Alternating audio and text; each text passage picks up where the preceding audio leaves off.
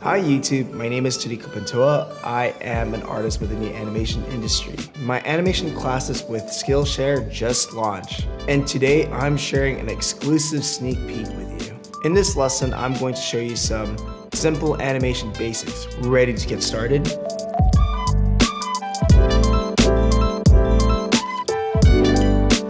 In this lesson, we're going to talk about frame by frame or hand-drawn animation, the basics of it, how I do it with Adobe Animate, and what it is essentially. Think about hand-drawn animation done in paper. Every drawing is a completely new drawing or a new keyframe. I want to show you an example that I did to give you an idea of what I want to talk about for this lesson. We're going to do something as basic or even more basic than this. It might seem a bit, confusing, it's intimidating. What's happening, the background, all these effects and these camera moves. Don't worry, we'll go through this step by step because that's what it is. It's all just, building blocks, one at a time. It starts with something very simple and we're just putting layers on top of layers. So I'm going to create a new file, again, 1920 by 1080. And now we're going to talk about classic frame by frame animation. But before we do that, I'm going to do like what I did with the bouncing ball, which is to plan it a bit. So for a bouncing ball, it was just a flat ground. But for this one, I want to give just a bit of perspective, So I'm just going to draw out some perspective lines for a 1-point perspective. If you're wondering why I'm making the perspective line, it's because I use it as a guide to show depth. So for this rabbit, for example, the little rabbit is coming towards us from all the way in the back. I'm going to create a new layer. I'm just going to call this perspective or persp. So I'm just going to draw various poses or guides of where our little rabbit guy is going to be. So that's one. Maybe he'll come towards us. And again, I'm not super consistent with this rabbit design. We're having fun, really. That's drawing number 1, drawing number 2, and then maybe we'll have it end closer to us, maybe facing us. 3. And I'm gonna do the same thing like I did with the bouncing ball, which is I'm gonna draw sort of arcs to illustrate how I want the rabbit to bounce. And maybe I'll have it bounce back to number 1. I feel like maybe there's just too much visual information here. It's a bit too messy. So what I usually like to do is I go to properties for each layer and turn down the opacity to let's say maybe something really, really low. So let's say the perspective is maybe 8%. I can still see it, but it's not as distracting.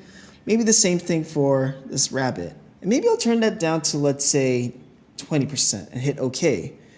Like now it's not as distracting for me. I can still see it, but now I can just use this as a reference. All right, now let's kind of draw our key poses for the rabbit. Let's choose a nice color for the rabbit. I'm gonna choose something gray. In the example that I showed, I drew the line art of the rabbit and filled it. But for this case, we're gonna do something that's a lot more, experimental and fun. What if we just animate shapes? So I'm just going to, draw a shape of a rabbit with the brush tool and then fill it with a paint bucket tool. What you can also do is, let's say if you're drawing over your guide, you can move your animation right below the guide so the guide is on top of your animation. So now I can still see the eyes and the ears of the rabbit. Let's give this rabbit pinkish ears. And then let's give it beady eyes. I like to use the eyedropper tool to select the same color of the ears and maybe use it for the legs.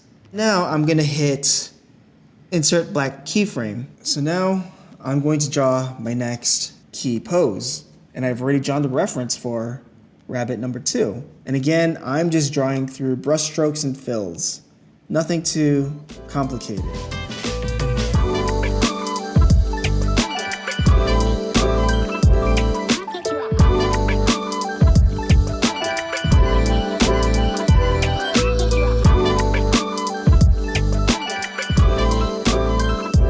Now I have 3 keys of our rabbit. Its first position, second position, and final position. Now we're going to make connective tissue or connective drawings for these key poses. In animation, we call these breakdowns. For this case, I need to draw a key of rabbit 1 going to rabbit 2 by jumping. So what I'm gonna do is go to my first drawing and hit insert frame. And I'm gonna select that and now turn it blank. Okay, now we have an empty drawing between these drawings. So I'm gonna turn on my onion skin tool, adjust the sliders of my onion skin so I can only see rabbit 1 and rabbit 2.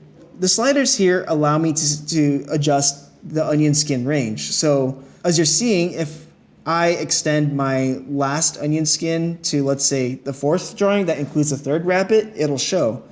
But I don't want that. So now I'm only focusing on those two rabbits. Now I'm just going to draw our connective tissue or our breakdown drawing from rabbit 1 to rabbit 2. So now that I have my onion skin turned on, blue being the previous one and the green being the next, I'm gonna just use that as a guide to sort of figure out what my next drawing could look like. So it's leaping. And again, I'm not super precious about maintaining solid drawing or consistency. Right now, I'm just trying to get what feels right or what feels good. So I think it extending its little arms like that is pretty funny. So now we have a connective tissue. I'm gonna do the same thing with 2 to 3. You don't always have to have the onion skin on. Sometimes I like to roll between my drawings, turn off the onion skin so I can actually feel the movement and sort of figure out what feels appropriate. Because sometimes seeing multiple drawings at once might not be that helpful. Maybe I'll do that for the next one. I'll just flip between these 2 drawings or hold my cursor and keep going back and forth so I can kind of get an idea of what the next drawing might look like.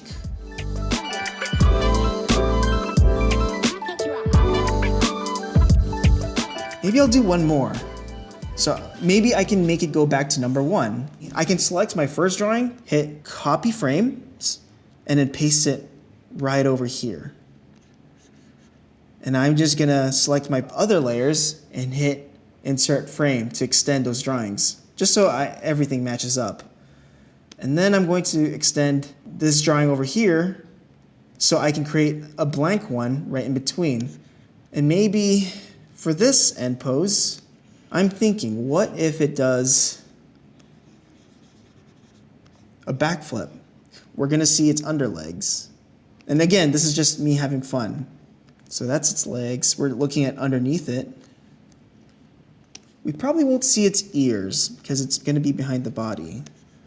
So now when I roll between these drawings, we kind of have an idea of the movement. So I hit Control and hit Loop Playback to allow me to loop the animation. But it's going by really, really fast. So what if I just space out or extend these drawings a bit longer? So let's say I'm gonna hold this drawing for 4 frames. So I'm gonna select my drawing or move the cursor to my first drawing and hit 1, 2, 3, 4 so it can hold longer. I'm using the 3rd button over here, insert frames, to extend each of those drawings. 1, 2, 3, 4. I usually go for 4s because it feels like a very safe number. You can still get a sense of motion and movement, and the timing still feels watchable. So I need connective tissues connecting these drawings. So right in between, these frames or these drawings, I'm just gonna select a random spot in the middle for each of these drawings and hit insert blank keyframe. And I'm gonna keep doing that for every other drawing. Insert blank. And this will be our in-betweens or our connective tissue. And that's what animation is. It's really connecting drawings together to form that illusion of movement. Okay, so when I play it, we have blank drawings. Now we just need to fill it in. And I'm gonna do this fairly quickly. I can turn on my onion skin again, adjust the range of the onion skin so I can actually see my previous and next drawings.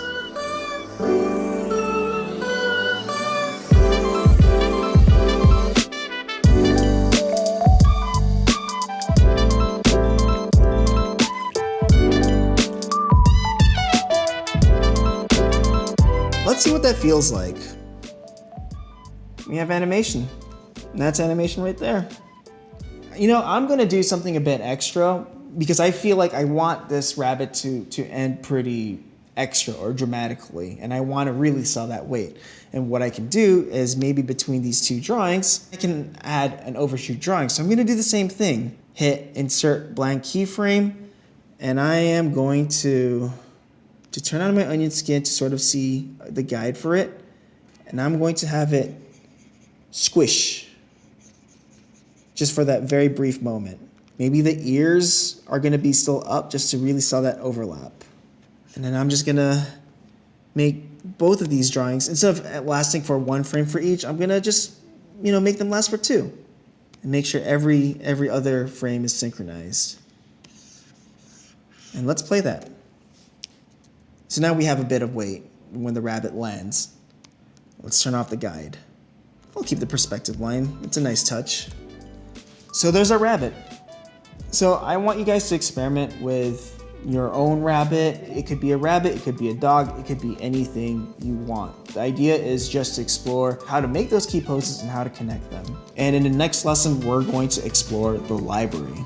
Thank you for checking that out. And if you're interested in checking out more about animation and learning about animation basics, I have a few classes on Skillshare that I'd love for you to check out. Thanks for watching. If you enjoyed this video, feel free to like and subscribe to stay up to date on all of our latest videos.